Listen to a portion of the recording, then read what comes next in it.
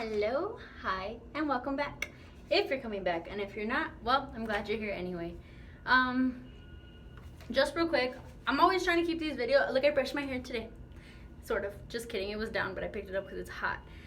Wearing a change of scenery, as you can see. It's not my car anymore. It's the work restroom. It's because, like, man, I'm so bored. So might as well. I also made a note card to keep myself on track when I'm talking to you guys because I know I ramble a lot. But let's get straight into it because I don't want somebody to walk in and then I'm gonna go quiet. Honestly, if I go quiet, it's because somebody's in here and I don't know how to like just pause there's nothing to do. Like I don't know how to mesh two videos together. So we're just gonna wait until they leave. Okay? So anyway, yesterday I encountered a situation with my partner that really upset me. And it was something that I let go on too long. So yesterday, since it was like a day of reflection and of self-growth, yeah, he chose the wrong day to mess with me. And he didn't even do it on purpose, but yesterday with that, the subtle art of not giving a fuck, I was like, I don't give a fuck if I hurt his feelings, I'm gonna tell him how I feel. And so yeah, basically I'm gonna try to like teach you guys what I've learned throughout my relationships that actually really help, because it's not extra fees for the animals that have really helped me like keep my cool and be a patient person and fix problems, you know, not just make them bigger. Just real quick, brevity, don't let time pass. Brevity is just being like, be brief with the situation, like be quick, get to the point, because if you guys allow yourself too much time, then a lot of things that have nothing to do with the problem start getting thrown into the mix, and then it becomes an argument rather than like a cause and effect, you know, problem solution type discussion. So don't let time pass. With that, it means like, yeah, give yourself like an hour to think about the situation that angered you, or not even as much time as you need, not even an hour if you don't need it, but to think about what from the situation specifically upset you, like what was the part of that entire like problem that triggered you, and don't wait too long to talk about it, because by that point you forget how you were feeling, and then when you revisit the subject and you start talking about it, you start making stuff up in your head, kind of like it's difficult. You have to reflect on your combat, you know, your inner conflict and outer conflicts. Like you have to learn how to reflect on yourself so that you can understand, like, all right, this is where I messed up. If I would have worded myself like this, it wouldn't have taken us here. But formulate your complications as observations, not attacks. So don't attack somebody. Like if you're having a conversation with them, let them know, like, you know what, I know I've noticed, or it's come to my attention that, and then you've done, or the way you acted in this situation was what bothered me. Like I've noticed, which is your observation, that you've been acting this way, or you've said this, and in turn that caused me to feel like this. Like don't attack them and be like, you need to stop doing this, or you need to do that because this and that. That is an attack, and at that point, a lot of the times, the opposite person on the receiving end shuts down, and you guys get nowhere.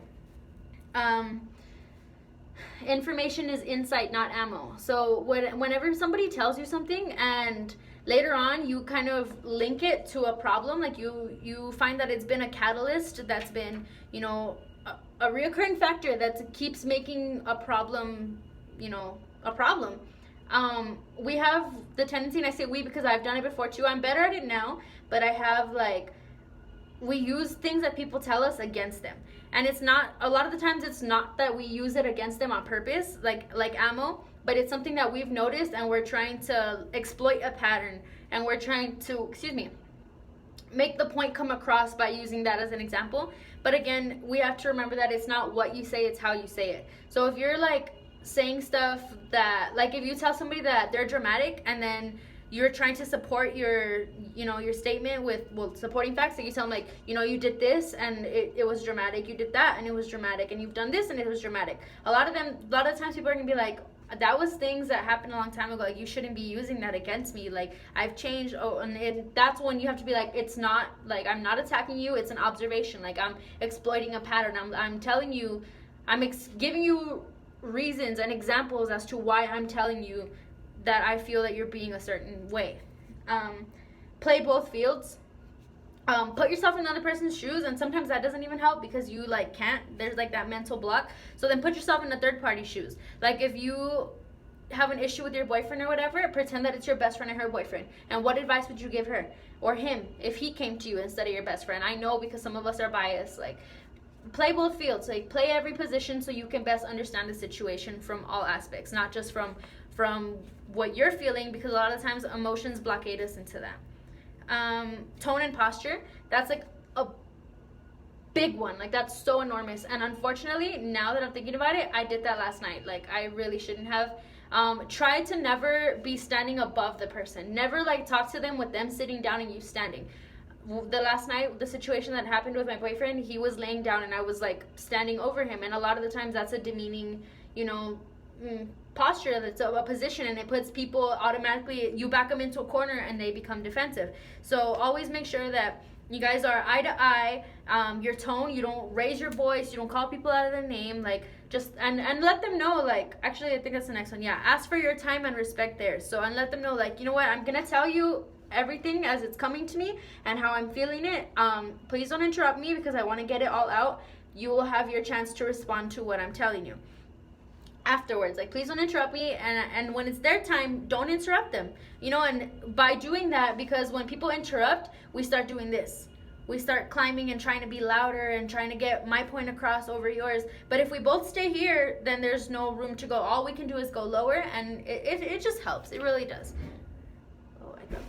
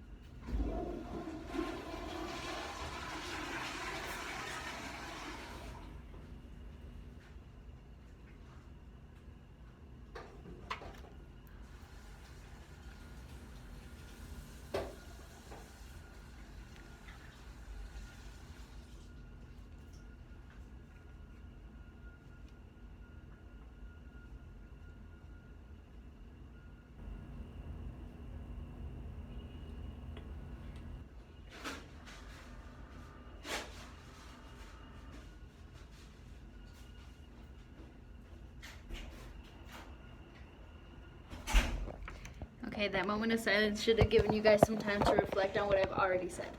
I'm sorry, I don't know. I'll get better, I promise. I'm sorry, I don't know how to edit. You guys wouldn't have to go through those awkward pauses. And honestly, what I was doing with my face, what the fuck? Like, I hadn't broke out like this in a very long time. We went to the beach last weekend. Well, this past weekend.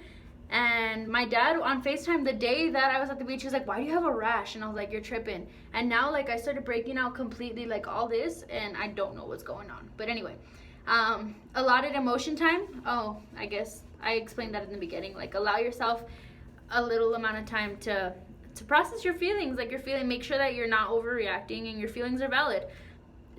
Validate your own feelings so that nobody else has to, basically. Make statements and adjustments and solutions clear. So I've become very good at that. Like yesterday, when I addressed the issue or whatever, I had my time to talk. That's a thing that, like, it really works for me because my boyfriend just stares at me a lot of the time when I'm, like, getting at him. I guess he gets nervous and doesn't know what to say. But I told him, like, this is the problem. Like, it's been a problem because you did this, this, and this, and I don't appreciate that, and we don't do double standards over here, and how would you like it if the roles were reversed? Like, and I actually put it into play. Like, literally the issue was about him not coming home when he said he was gonna come home. I don't mind if you stay out, like, but don't tell me that you're gonna be here at a certain time, because then I make a schedule in my head to make sure I'm there at the same time, and then you cancel on me, and when I just canceled all these plans. So that was the issue. And I told him, like, what time did you ask me that you wanted me home? 11, right? What time is it? Midnight. How did it feel for me to come home a whole hour late? and not tell you anything. Like, how does that feel? That is how I felt these past few times or whatever. And I told him, like, this needs to change. Like, this is how we're gonna adjust it from now on. We set a time, like, no matter what time we go out, we both need to be home by 10:30 or whatever. And like, make it very clear, like, this and this, and that is how we are gonna fix it. Agreed? Okay. And I also let him know, this is your time to tell me your thoughts. What do you think about this whole situation? This is your time to apologize, to make me think about what I've done wrong, to bring up what I've been doing wrong, to fix the solution. What do you think? Like, how could we have avoided this problem, and how are we gonna fix it? And I tell him, like, get it all out now. You have the next 10 minutes to tell me everything you need to tell me, because after those 10 minutes, we're dropping the subject. We're no longer revisiting it. And should it happen again, all I'm gonna tell you is we're not doing this, and then we'll go from there. Like, hopefully this should be enough for you not to do it again. And it's literally that easy. This is our problem. This is my side of the problem. This is why it's a problem for me. This is how I think we should fix it. How do you think we should fix it? How do you feel in the situation? How do you feel right now, like, emotionally? Like, I told him, I'm very upset with you. I'm angry, I'm frustrated, and I'm annoyed. And a little bit disappointed, to be honest. And then I asked him, so how do you feel? Like, how do you feel about what I've told you? Like, how do you feel about the way this conversation is going? Like, tell me, like, you need to bring it down a notch. You're making me feel, like, you know, pressured or whatever. Like, I tell him, now is your time. Get it all out, because it dies. And that helps a lot with staying angry at your partner. I used to, like, hold grudges like a mofo. Like, I'd get mad, and whoever, like, says sorry first, and it was never me. Like, I could go more days without talking to you, and that's not cool. That's not healthy. So, like, and because of that, because I'm so angry that I can't let it go. So talking to him and telling him, but more so telling myself, like, we have 10 minutes to fix this situation, and after that, we're going to be fine. Like, I don't want to go the rest of the night ignoring you. I don't want to go to the rest of the night being like, like, being short with you. I want to be okay. Like, who doesn't want to be okay with their partners? Like, that's literally supposed to be your best friend. Like, who wants to go through that? So by doing that, you give yourself that chance. Like, you give yourself that, like, okay, we were dramatic about it. We got out everything we had to say, and now it's over. So what's next? This helps me a lot. I really hope that you guys take some time. I showed you guys the card while we were, you know, being awkward, but I really hope it helps, because honestly it's helped me a lot. And it was the cutest thing. After we had that whole conversation or whatever, he hugs me, and like, he basically sat me on his lap. We were on the bed, he sat me on his lap, and he, like, bear hugged me, and I was like, what the hell? Like, I just chewed this fool a new butthole, and he's hugging me right now. Like, hello? Like, are you okay? And he was like, he told me, he's like, I love you, thank you for being like that.